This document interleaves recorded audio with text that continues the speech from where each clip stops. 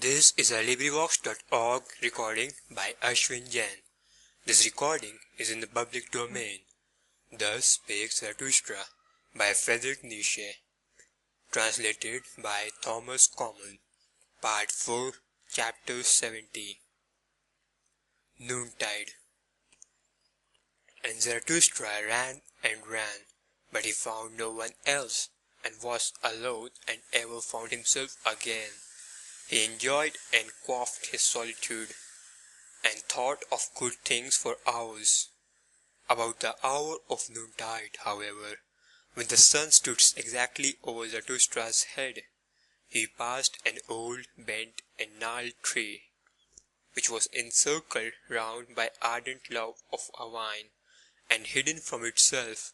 From this there hung yellow grapes in abundance, confronting the wanderer. Then he felt inclined to quench a little thirst, and to break off for himself a cluster of grapes. When, however, he had already his arm outstretched for that purpose, he felt still more inclined for something else, namely, to lie down beside the tree at the hour of perfect noontide and sleep. This Zarathustra did, and no sooner had he laid himself on the ground in the stillness and secrecy of the variegated grass, than he had forgotten his little thirst and fell asleep. For as the proverb of Zarathustra said, one thing is more necessary than the other, only that his eyes remained open, for they never grew weary of viewing and admiring the tree and the love of the vine. In falling asleep, however, Zarathustra spake thus to his heart: Hush, hush, hath not the world now become perfect? What hath happened unto me? As a delicate wing danceth invisibly upon banqueted seas, light, feather, light, so danceth sleep upon me. No eye doth it close to me, it leaveth my soul awake. Light is it, verily, feather light. It persuadeth me, I know not how. It toucheth me inwardly with a caressing hand. It constraineth me, yea, it constraineth me, so that my soul stretcheth itself out.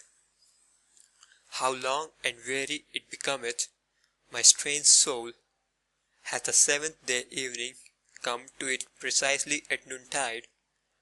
Hath it already wandered too long, blissfully, among good and ripe things? It stretched itself out, longer. It lieth still, my strange soul. Too many good things hath it already tasted. This golden sadness oppresseth it. It distorteth its mouth, as a ship that putteth into the calmest cove. It now draweth up to the land, weary of long voyages and uncertain seas. Is not the land more faithful? As such a ship huggeth the shore, tuggeth the shore, then it sufficeth for a spider to spin its thread from the ship to the land. No stronger ropes are required there. As such a very ship in the calmest cove, so do I also now repose, nigh to the earth, faithful, trusting, waiting, bound to it with the lightest threads. O happiness, wilt thou perhaps sing, O my soul? Thou liest in the grass, but this is the secret, solemn hour, when no shepherd playeth his pipe. Take care, hot noontide sleepeth on the fields. Do not sing, hush, the world is perfect. Do not sing, thou prairie bird, my soul, do not even whisper. Lo, hush, the old noontide sleepeth, it moveth its mouth. Doth it not just now drink a drop of happiness? An old brown drop of golden happiness, golden wine. Something whisketh over it, its happiness laugheth. Thus laugheth a god. Hush! For happiness, how little sufficeth for happiness! Thus spake I once, and thought myself wise. But it was blasphemy. That have I now learned. Wise fools speak better. The least thing precisely, the gentlest thing, the lightest thing, a lizard's rustling, a breath, a whisk, an eye glance, little maketh up the best happiness. Hush! What hath befallen me? Hark!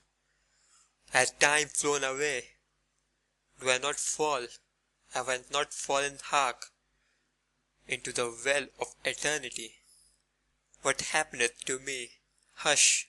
It stingeth me. Alas, to the heart! To the heart! Oh, break up my heart! After such happiness, after such a sting! What? Hath not the world just now become perfect, round and ripe? Oh, for the golden round ring, whither doth it fly? Let me run after it, quick! Hush! And there Zarathustra stretched himself, and felt that he was asleep. Up, said he to himself, thou sleeper, thou noontide sleeper. Well then, up, ye old legs. It is time, and more than time. Many a good stretch of road is still awaiting you. Now have ye slept your fill? For how long a time? A half eternity? Well then, up now, mine old heart. For how long, after such a sleep, mayst thou remain awake? But then did he fall asleep anew, and his soul spake against him, and defended itself, and lay down again. Leave me alone. Hush! Hath not the world just now become perfect? Oh, for the golden round ball! Get up, said Zarathustra, thou little thief, thou sluggard. What, still stretching thyself, yawning, sighing, falling into deep wells? Who art thou then, O my soul? And here he became frightened, for a sunbeam shot down from heaven upon his face. O heaven above me, said he sighing, and sat upright. Thou gazest at me, thou hearkenest unto my strange soul. When wilt thou drink this drop of dew that fell down upon all earthly things? When wilt thou drink this strange soul? When, thou well of eternity, thou joyous, awful, noontide abyss? When wilt thou drink my soul back into thee? Thus spake Zarathustra, and rose from his couch beside the tree, as awakening from a strange drunkenness, and behold, there stood the sun still exactly above his head. One might, however, rightly infer therefrom that Zarathustra had not then slept long. End of chapter 70, recorded by Ashwin Jain.